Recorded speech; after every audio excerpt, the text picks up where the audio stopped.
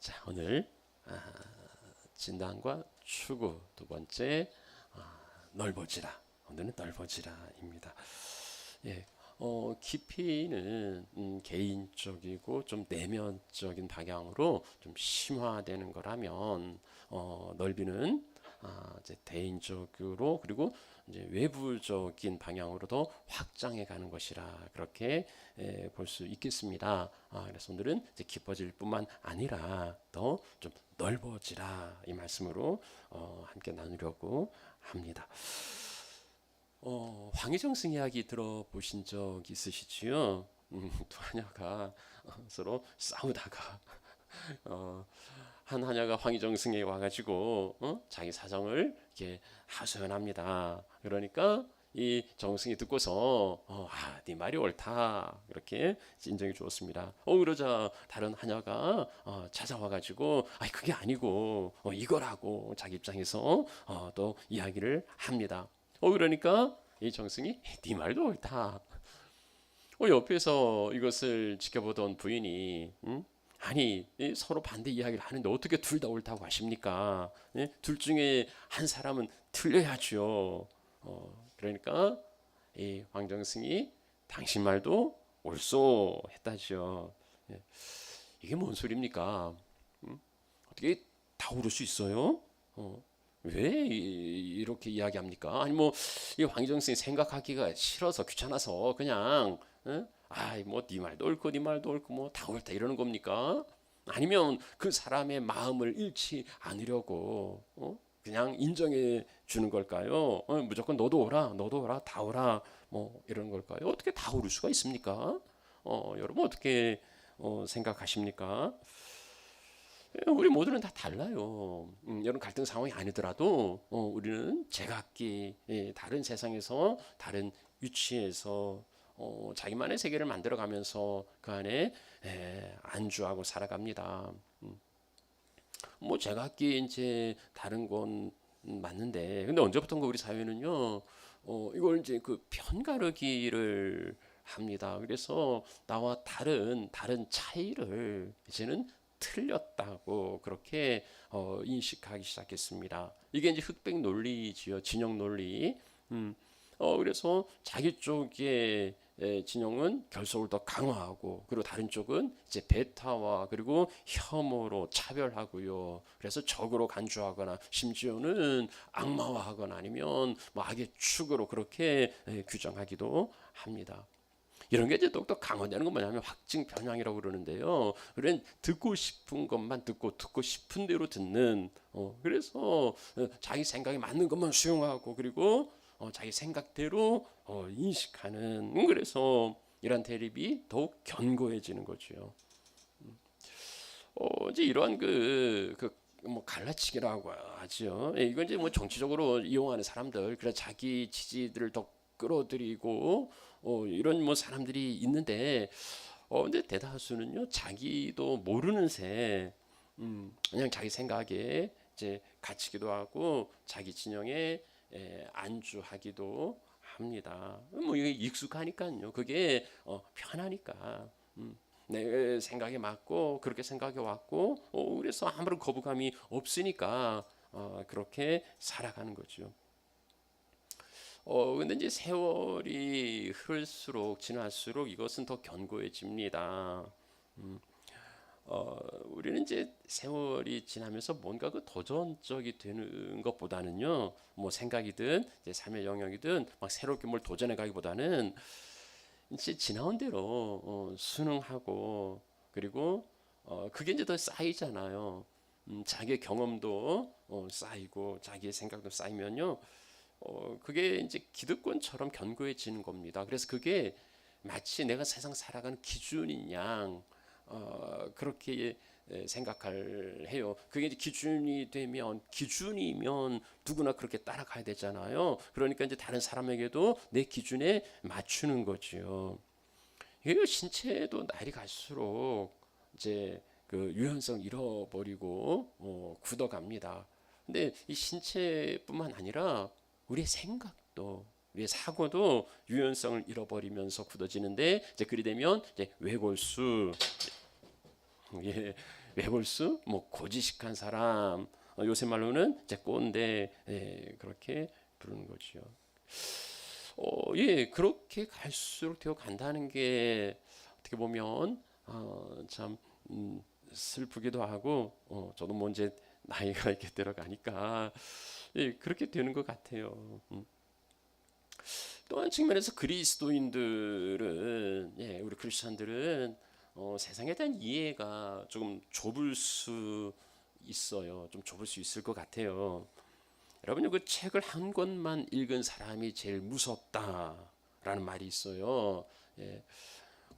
이게 보통 부정적인 의미인데요. 원래는 이제 긍정적인 의미로 쓰여졌지만 이게 이제 우리 사회에서는 부정적인 의미로 사용되는데, 뭐냐면 하나만 알고서 그게 전부인 양 그것을 주장하는 사람의 고집, 그것을 책 한 권 읽은 사람이 제일 무섭다, 이제 그렇게 말하죠. 근데 우리가 이제 존 웨슬리가 그렇게 이야기했는데, 우리는 한 권의 책의 사람들이라. 예, 한 권의 책, 성경이죠. 예, 그 한 권의 책의 사람들 아닙니까? 우리는 성경이면 뭐, 예, 다른 건 감히 그 성경에 갖다 댈 수가 없어요. 예, 뭐 성경이 독보적인 우리 가치의 중심에 있죠. 그러니까 이제 서양 사람들은 우리 그리스도인들을 그 타협할 줄 모르는 그 독선적인 사람들, 이렇게 또 오해하기도 합니다. 근데 우리도요, 우리 스스로도 이제 우리끼리 이렇게 살아가는 이제 그걸 개토라고 하죠. 그 개토를 거룩으로 착각하기도 하고, 다른 사람들이 우리를 비난하거나 아니면 어떤 그 비판하는 것을 의를 위한 그 핍박으로 그렇게 착각하기도 해요. 이제 그런 건 아니지. 우리가 너희는 세상에 비추고 세상의 소금이고 세상과 더불어 함께 살아가야 하는데, 여기를 이제 벗어나서 우리끼리 살아가는 게 그건 거룩이 아닌 거죠. 그래서 일찍이 그 칼바르트는요, 예, 한 손에 성경, 한 손에 신문, 예, 이런 유명한 이야기를 남겼습니다. 우리가 한 손에 성경, 이쪽도 성경이 아니라 한 손에는 제 성경을 들지만 또 한쪽에는 우리가 세상에 살아야 하니까, 예, 이 세상의 신문을, 예, 세상을 바라보는 우리의 그 시각이, 예, 우물한 개구리처럼 지금 그 편협된 나만의 그 시선에서 좀 벗어나서 세상을 바라보는 예수님의 그 시선을 가질 수 있으면은 참 좋겠습니다. 근데 그건 나의 한계를 넘어서야 보이는 거예요. 내 한계 속에 보이는 건 내 세상밖에 보이지 않아요. 이걸 넘어서야 비로소 다른 세상이 보이는 거고 새로운 세상을 만날 수 있는 겁니다. 황희정승이 네 말도 옳고 네 말도 옳고 당신 말도 옳다, 이런 게요, 뭐 시시비비를 가리는 그 재판정에서 하는 이야기는 아니잖아요. 상대가 가진 생각을 있는 그대로 인정해주고 받아줄 수 있는 그러한 이제 아량이나 그런 이제 관용을 의미하는 게 아닐까 싶어요. 그래서 우리가 뭐 이런 늘어떴고 저런 늘어떴고 뭐 이렇게 살아갈 수 없지요. 그렇지만 나만의 세계에 갇혀서 그게 전부인 양 그렇게 살아서도 안 될 겁니다. 왜 그렇습니까? 우리 여호와는 광대하신 하나님, 예, 우리 하나님 참 광대하신 분이시고요, 우리에게 주시는 세상도 광대한 세상입니다. 그래서 그 온 세상에 주님의 주되심을 선포하고, 예, 그 온 세상을 하나님의 나라로 만들어 가야 하기 때문이지요. 그래서 야베스의 기도가 있더라고요.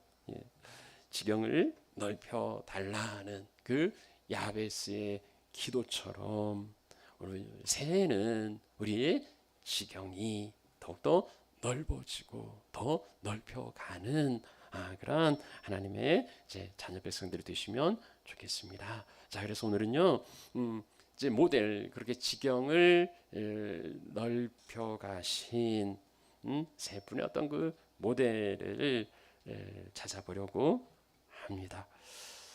자, 첫 번째는요, 예, 예수 그리스도. 예.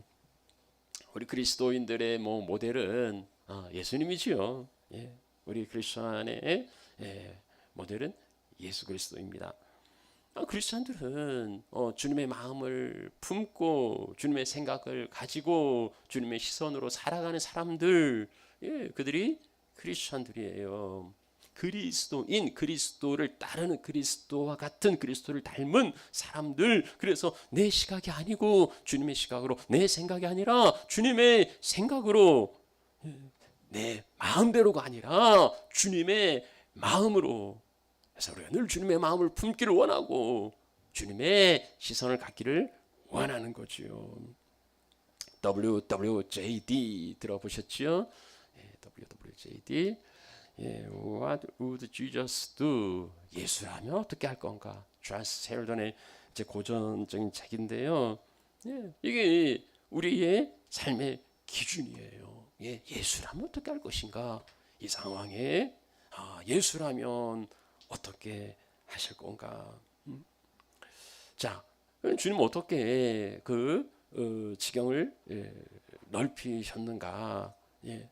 주님께서 어떻게 지경을 넓혀 주셨는지 우리는 인카네이션, 성육신을 통해서 알 수 있습니다. 성육신. 온 세상이 주님에 다 처소이긴 하지요. 그러나 우리 주님은 하늘에 계시고, 땅은 사람에게 그 터전으로 주셨습니다. 자, 하늘의 하나님 그리고 땅은 우리에게 주셨는데 하늘의 하나님 이 땅을 보시니 정말 죄악으로 넘쳐나서 도저히 살 수 없게 된 세상이 된 겁니다.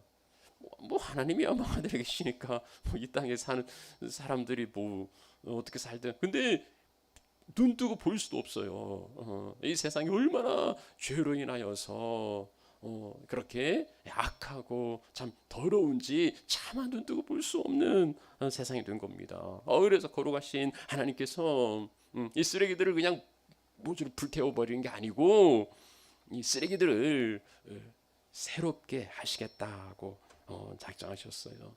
그래서 어떻게 하셨습니까? 하나님은 당신의 독생자를 우리 가운데에 보내셨어요.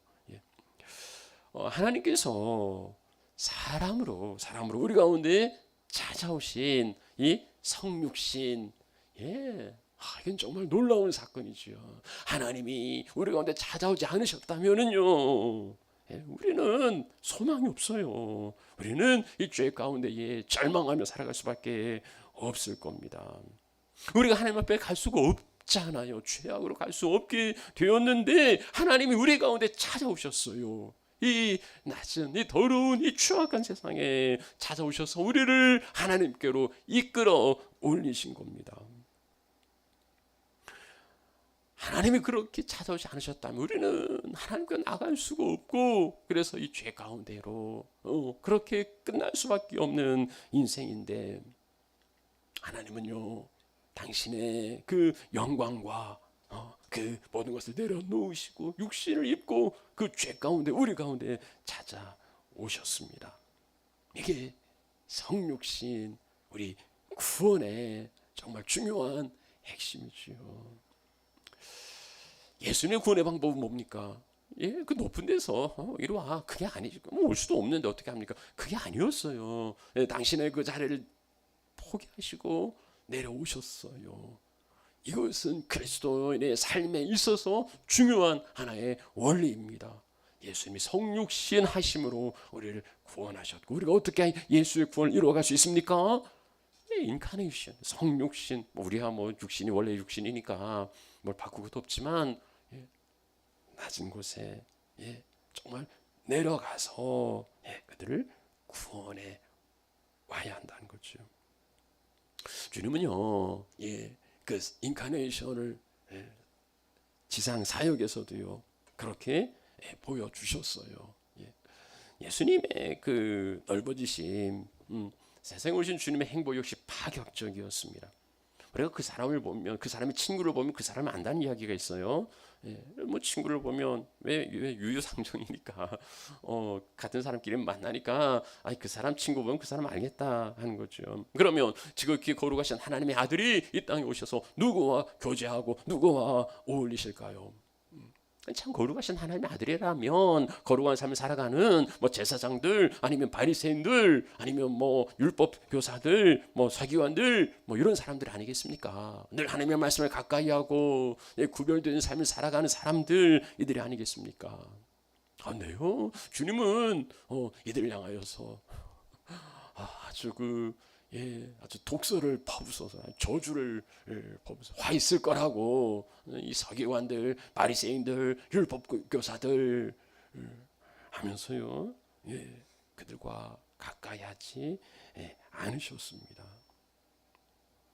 주님 오히려 세리와 죄인의 친구라는 별명을 얻으셨어요. 주님은 세리와 죄인들을 그들과 가까이 하시고 그들과 함께 교제하셨습니다.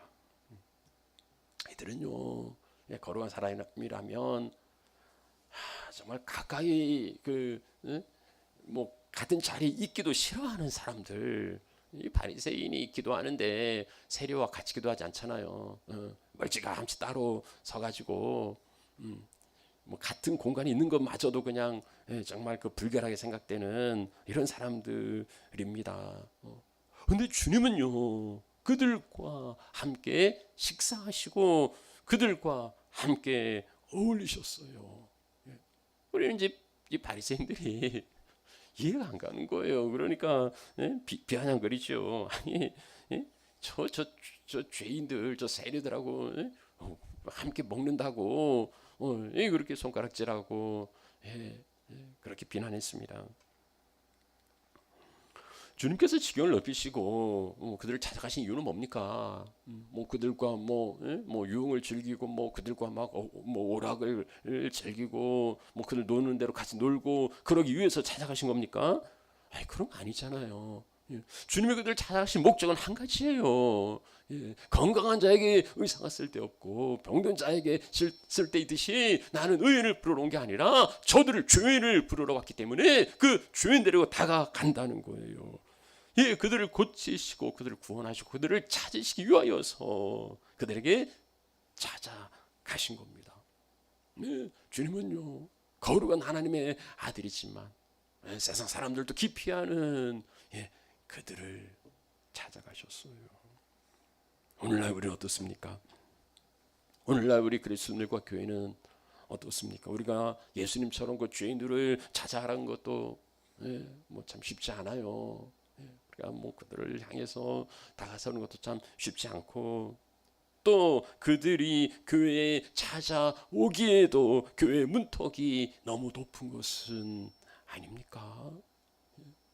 뭐 우리가 찾아가지도 않고 그들이 찾아오기에도 우리는 너무 성을 높이 쌓아서 그들이 들어오는 게 어려울 정도로 뭐 오늘날은 뭐 염색하는 게 이제 큰 뭐 아무것도 아니잖아요. 뭐 염색한다고 해서 뭐 이상 이런 거 아니잖아요. 근데 불과 한 10여 년 전만 해도요, 한 20여 년 전만 해도 이 염색을 하는 건요, 노는 애들이나 하지 이렇게 반듯한 애들은 그런 거 안 했어요. 김도우 목사가 그런 이야기를 해요. 이제 자기 한참 그 청년분제 자기 그 교회 사하는데 한 염색한 청년이 머리를 이상하게 물들이고 와서 앉아 있더랍니다. 저게 지금 그 물을 흐리려고 왔나? 이게 마음이 불편하죠. 그래서 참 경계심이 들었는데, 네. 물을 흐리려고 왔겠어? 예수님 교회에 예수님 만나러 왔잖아요. 생각을 바꾸니까 아니 저렇게 하고서도 예수를 만나러 왔다고 이게 이뻐 보이더라는 거예요. 그러면서 생각을 바꾸니까 이제 더 나아가서 질문을 하는 거죠. 뭐라고 말한 뭐 장로님들한테 이제 그런 일. 아니 장로님은 흰머리를 검정색으로 염색하면서 아니 청년들이 검정머리 노랑머리를 염색하면 왜 안 되냐고 똑같은 거 아니냐고. 장로님 가치관으로 바라보면은 뭐 그게 왜 똑같냐고 할 수 있겠지만 그러나 삼자가 볼 때는 아니 뭐 검정머리를 흰머리를 검정에 물들이나 검정머리를 노랗게 물들이나 그게 뭐가 다르겠어요. 조금만 넓게 바라보면 다른 세상이 열리는 거죠.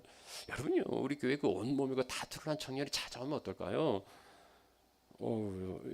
좀 불편할 것 같긴 해요. 막 이렇게 막 속눈썹 붙이고 뭐 화장 진하게 하고 막 배꼽 입은 그런 뭐 청소년들이 뭐 이렇게 찾아오면 움찔할 것 같긴 해요. 예. 근데 예수님도 그러셨을까? 예수님도 다투했다고 해서 무슨 뭐 화장했다고 그래서 학생이 공부해야지 뭐 이러셨을까? 복음이 그 사람을 그렇게 바라볼까? 복음도 예수의 복음도 그렇게 바라볼까 싶은 거죠. 물론 우리가 이 세상에 살아가니까 이것을 완전히 벗어날 수는 없습니다만은 우리는요 세상에 속한 사람들이 아니라 크리스천들, 예수처럼 행동하고 예수처럼 생각하고 예수의 마음을 품고 예수의 시선을 가지고 살아가려고 힘쓰는 사람들이 아닙니까?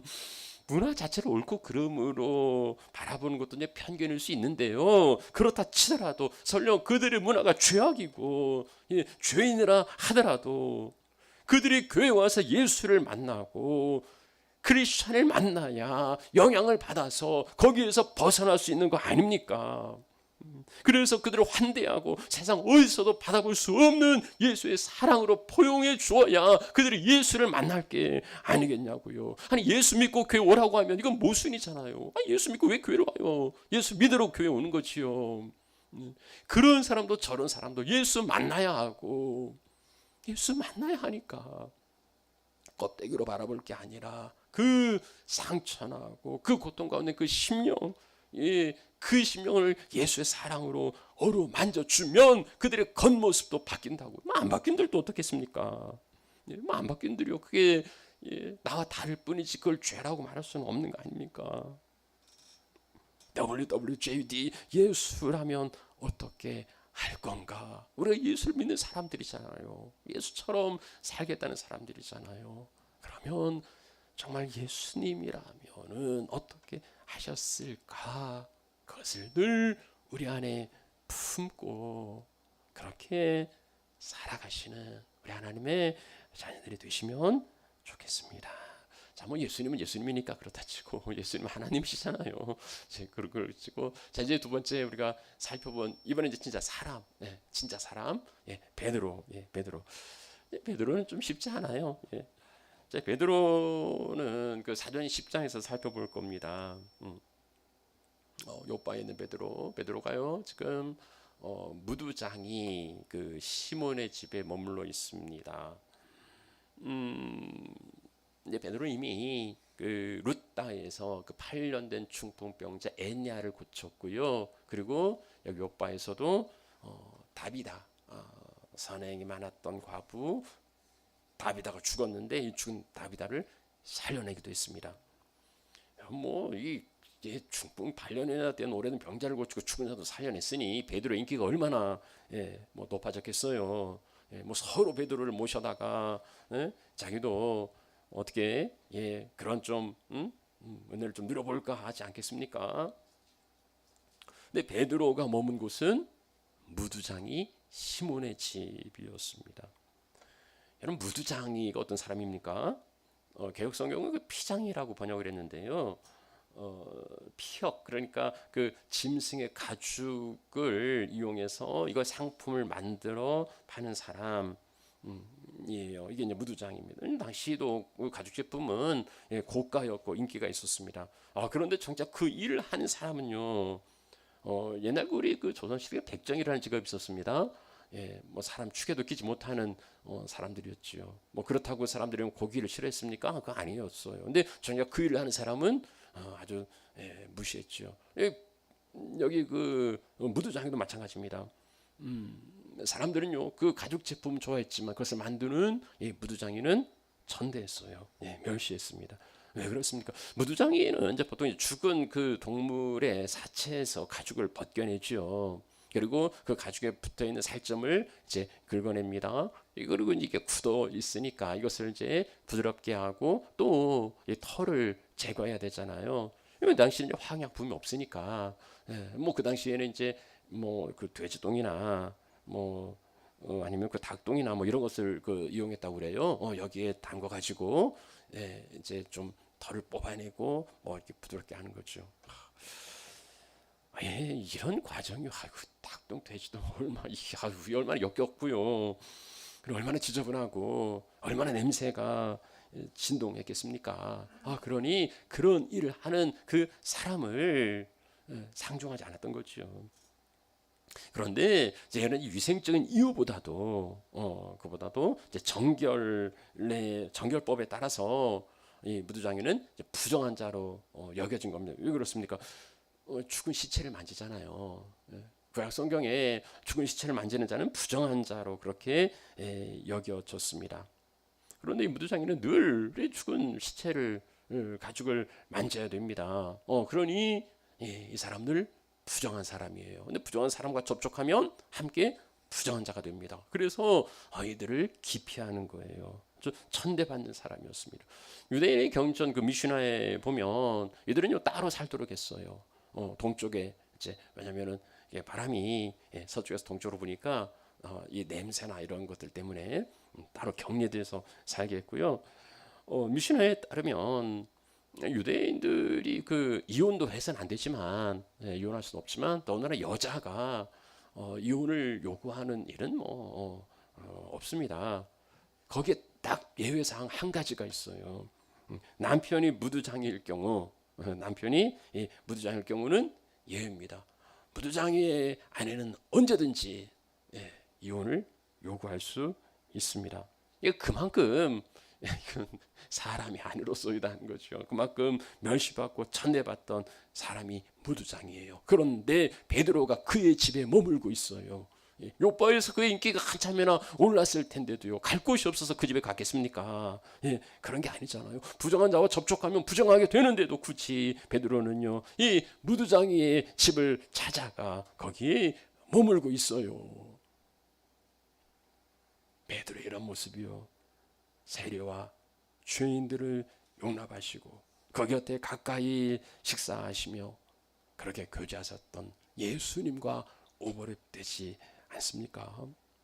사람들은 선을 긋고 벽을 쌓아서 자기끼리 유유상종하지만 예수님은요 그 선을 넘었고 그 벽을 허물어서 그들과 함께 했고요.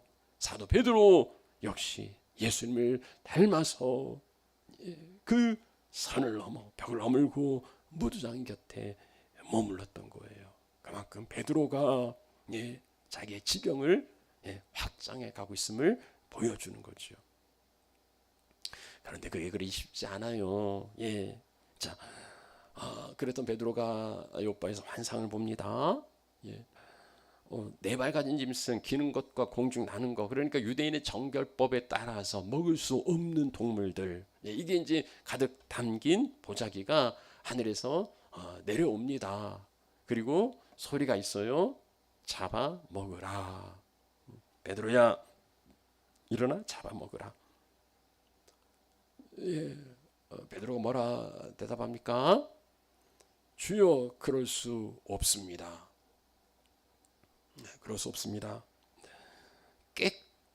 속되고 깨끗하지 아니한 것을 내가 결코 먹지 아니하였나이다. 속되고 깨끗하지 아니한 것을 먹을 수 없다고 거부합니다. 여러분 보세요.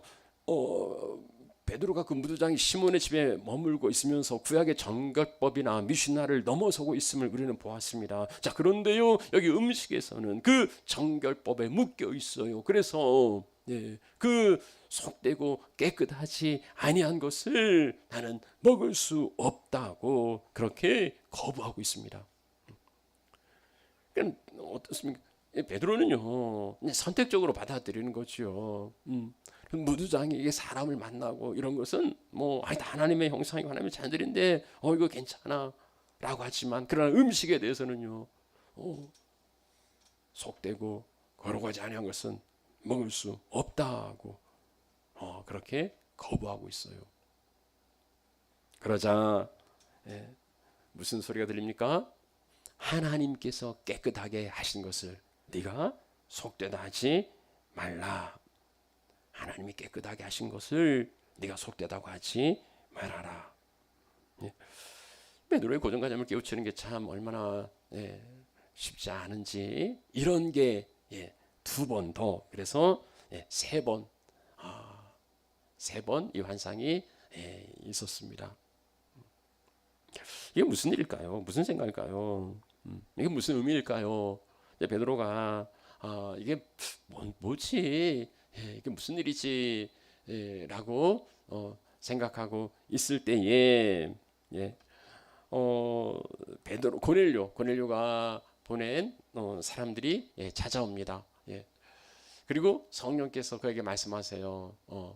의심하지 말고 가거라. 내가 그들을 너에게 보냈다고 말씀합니다. 그래서 베드로가 이제 이방인의 집에 찾아가죠. 그런데 무주장의 집에 머물렀던 베드로가 이방인의 집을 찾아가는 게 무슨 문제가 됩니까? 그게 왜 문제가 됩니까? 그게 왜 문제가 될까요? 베드로가요, 그 고넬료의 집에 찾아가서 처음으로 한 이야기입니다. 유대인으로서 이방인과 교제하고 가까이 하는 건 위법이라고요. 그럴 수 없다고. 그래서는 안 된다고요. 그건 법을 어기는 거라고요. 그렇지만 하나님이 속되다거나 깨끗하지 않다 하지 말라고 하셔서 하나님 내가 걸어가게 한 걸 네가 속되다고 하지 말라고 하셔서 내가 부름을 사용하지 않고 여기 왔다고. 무슨 일로 나를 불렀냐 하고 물어봅니다. 보세요. 여기 유대인의 법과 하나님의 지시가 서로 상충되고 있잖아요. 평생 유대인으로 살아온 베드로, 근데 하나님께서는요 그것을 넘어서서 말씀하고 있습니다. 그럴 때에 그럴 때 베드로는요 평생 유대인으로 살았고 저런 건 입 밖에 지금 먹는 문제는 아니지만 그렇게 이방인을 만나본 적도 없고 그랬 적이 없는 베드로가 이제는 하나님의 지시하심을 따라서 그 선을 넘어갑니다. 그 선을 넘어가서 그 이방인의 집을 찾아가요. 그럴 때에 이방인 고넬료의 집에 성령이 임합니다. 성령이 임하시고요. 유대인의 하나님뿐만 아니라 하나님은 모든 이들의 하나님, 이방인 하나님 되심도 그리고 그들도 하나님을 만나야 하는 사람들임을 깨닫게 되는 거죠. 복음이 단지 유대인들 몇 사람, 그 예루살렘 이 안에서만 머물러서는 안 되지 않습니까? 성령이 너희 가운데 임할 때 너희가 권능받아 예루살렘과 더 나아가 온 유대와 그리고 사마리아와 땅 끝까지 이르러야 한다는 그 예수님의 사명을 베드로가 비로소 깨닫게 된 거죠. 베드로가 선을 넘고 벽을 허물 수 있었던 것은 하나님의 보여주신 환상 그리고 성령의 이끄심이었습니다. 그 결과 고넬료와 그 집에 있던 사람들에게 성령 임하고 그들이 세례를 받고 그리스도인이 된 거지요. 베드로에게는 참 놀라운 경험 아닙니까? 유대인이 이방인의 집에 가서 복음을 선포하고 그들에게 성령 임하고 그들에게 세례를 베풀었단 말입니다. 이런 참 놀라운 사건을 이제 접하면 평생 그렇게 살아갈 수 있지 않겠습니까? 근데 그게 쉽지 않았어요. 그게 쉽지 않았어요. 갈라디아서에 보면 바울이 그 베드로를 책망했다고 이제 그리 말하는데요. 무슨 일입니까? 그 안디옥에서 베드로가 이제 그 이방인과 함께 먹고 이제 교제를 하고 있었는데 예루살렘에 그 야고보에게서 보낸받은 사람들이 이 안디옥에 이제 찾아오니까 그들이 이르기 전에 게바가 베드로가 그 이방인들과 함께 먹다가 떠나간 거예요. 근데 뭐 다 먹어서 떠나간 그런 게 아니라 식사를 다 해서 그냥 끝나서 간 게 아니라 그들이 오매 그가 할례자들을 두려워하여서 베드로가 할례자들을 두려워하여서 그 자리를 떠났다는 겁니다. 그것을 바울은 외식이라고 그렇게 책망해요. 그러니까 베드로도 이제 그런 경험이 있었지만은 또 정통 그 예루살렘에서 야고보에서 보낸받은 그 정통 유대인들이 찾아오니까 또 이걸 가지고 또 뭐 혹시 트집 잡히지 않을까 이런 생각이 들어서 그 자리를 이제 피했다는 겁니다. 그러니까 바울이 이걸 외식이라고. 그래서 베드로뿐만 아니라 바나바도 그렇게 유혹이 되었다고 책망하고 있는 거예요. 그만큼 고정관념의 선을 넘고 벽을 허무는 것은 쉽지 아는 거라 쉽지 않지만 그러나 복음으로 새로워질 때에 복음으로 새로워져서 내가 살아가는 이 세상과는 정반대인 땅끝, 난 여기 있고 땅끝에 있는 것은 문화도 다르고 형편도 다르고 환경도 삶도 생각도 다 다른 사람들이에요. 그러나 땅끝에 가서도 복음을 증거할 수 있을 겁니다. 그렇게 지경을 넓혀가시는 하나님의 자녀들 되시기를 축복해요. 자, 마지막으로 사도 바울인데요. 뭐 시간이 너무 많이 지나가지고 이제 성경 구절만 이제 소개해야 될 것 같아요. 이제 바울은 유대인들에게는 유대인처럼, 유대인들에게는 유대인처럼, 유대인같이, 그리고 율법 아래에 있는 자들에게는 율법 아래에 있는 자들과 같이, 율법이 없는 자는 이방인들이죠. 자기는 율법이 있지만 그러나 율법이 없는 이방인들에게는 율법 없는 자와 같이, 그리고 약한 자들, 뭐 신앙 약하든 뭐 믿음 약하든 아니면 뭐 건강 약하든 경제적 약하든 이 약한 자들에게는 약한 자와 같이. 바울은요 어딜 가든지 뭐 유대인들에게는 이방인에게는 약한 자에게는 다 그와 같이 되었다고 말합니다. 카멜레온 뭐처럼 이렇게 색을 바꾸는 카멜레온처럼 바울은요 상대가 누구든지 거기에 맞출 수 있었던 거예요. 참 바울이 변장술이 뛰어나고 처세술이 대단해서입니까? 그런 거 아니에요. 그런 거 아니에요. 이거 예수의 제자 바울의 성육신이라고 볼 수 있는 거지요. 왜 그렇습니까? 몇 사람을 구원하려고요. 몇 사람을 얻으려고요. 바울은 복음을 위하여서 그렇게 자기의 한계를 넘어서서 다가설 수 있었던 겁니다. 복음을 위한 바울의 확장이었던 거지요. 말씀을 이제 마무리하죠. 우리가 그렇게 넓어져야 될 이유가 뭡니까? 우리가 왜 넓어져야 됩니까? 그리고 어떻게 넓어져야 합니까? 우리가 자기를 이게 세계를 벗어나니까 참 두려움도 있고 어떻게 해야 될지 알지 못하는 것도 있지만 근데요 또 하나 다른 이유는 뭐냐면 이걸 세속화로 여기건 아니면 정복하는 것으로 착각하기 때문입니다. 그러니까 뭐 이런 데로 듣고 저런 데로 듣고 같이 어울리면서 잘 살아보세요 이런 거 이런 걸로 이제 생각하니까 그래요.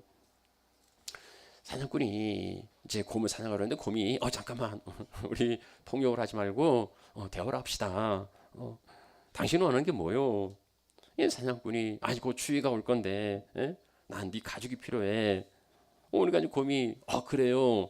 나는 지금 배가 고픈데 우리 서로 원하는 것을 좀 타협해서 각자 다 원하는 걸 얻을 수 있을 것 같은데 한번 이야기해 봅시다. 이제 그리고 이제 그들이 타협을 했죠. 그래서 각자 다 원하는 것을 얻었단 말입니다. 뭡니까? 곰은 배를 채웠고 그리고 사냥꾼은 곰의 가죽을 얻었어요. 어떻게 이렇게 될 수 있습니까? 어떻게 될 수 있어요? 사냥꾼이 곰에게 잡아먹힌 거예요. 그래서 이제 곰은 배를 채웠고 사냥꾼은 가죽을 얻었지요. 이게 세속화예요.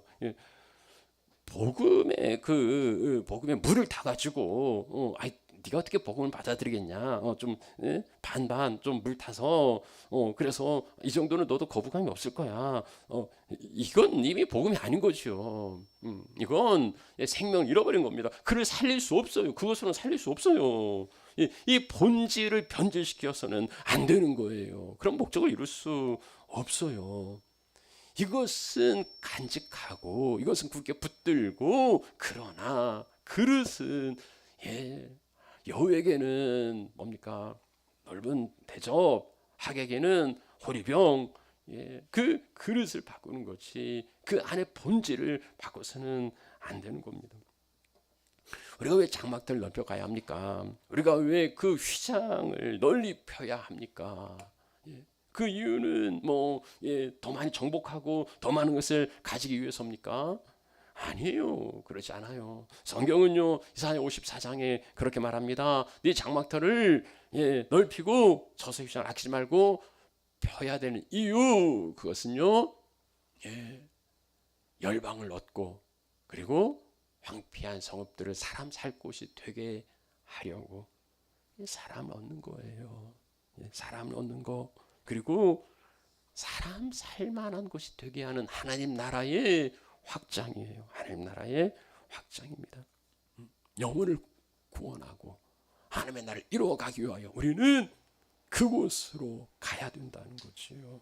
예루살렘을 넘어서 온 유대와 사마리아와 그리고 땅끝까지 확장해가는 목적은 뭡니까? 그 목적은 뭡니까? 증인되는 거예요. 증인되는 거예요. 증인이 되기 위하여서 사마리아도 가는 거고 그리고 땅끝까지 나아가는 겁니다. 왜 예수님이 육신을 입고 이 세상에 오셨습니까? 왜 세리와 죄인들을 찾아가십니까? 놀고 먹기 위해서가 아니잖아요. 잃어버린 자를 찾기 위해서, 잃어버린 자를 찾기 위해서 오셨습니다. 잃어버린 자식이 있는데 하늘의 영광도 버리고 내려오셨는데 못 갈 데가 어디 있습니까? 주님은요, 그 잃어버린 자를 찾으시려고 사람들이 손가락질하고 비우는 세리도 창녀도 찾아가신 겁니다. 베드로가 위법인 줄 알면서 유대인으로서 이방인을 만날 수 없는 것을 알면서도 그 이방인의 집에 찾아간 까닭은 뭡니까? 성령의 이끄심이었지만 복음을 전하고 잃어버린 자를 찾기 위해서예요. 사도 바울이 율법 있는 자에게 율법 있는 자로, 율법 없는 자에게 율법 없는 자로 다것은 까닭은 뭡니까? 그들을 얻기 위해서입니다. 그들을 얻기 위해서예요. 그들을 얻기 위해서라면 내 세상에 나와 같은 사람들만 있는 그곳이 아니라 그 지경을 넘어서서 다른 세상으로 그 영역을 확장해 가셔야 하지 않겠습니까? 우리 사랑하는 하나님의 가족 여러분들이 익숙한, 그래서 정말 우리끼리 전국 같은 이 예루살렘에만 머물지 말고 예루살렘을 벗어나면 밖에 자들이 득실거리고 그리고 우리를 핍박하는 자들이 있는 그 온 유대로 나아가고 그리고 상종할 수 없는 저 사마리아 성에도 나아가고 나하고는 전혀 다른 세상인 저 땅끝까지도 나아가서 그 지경을 확장해 가서 복음의 증인되는 우리 2024년이 되시기를 축복합니다. 자, 우리 함께 찬양하지요.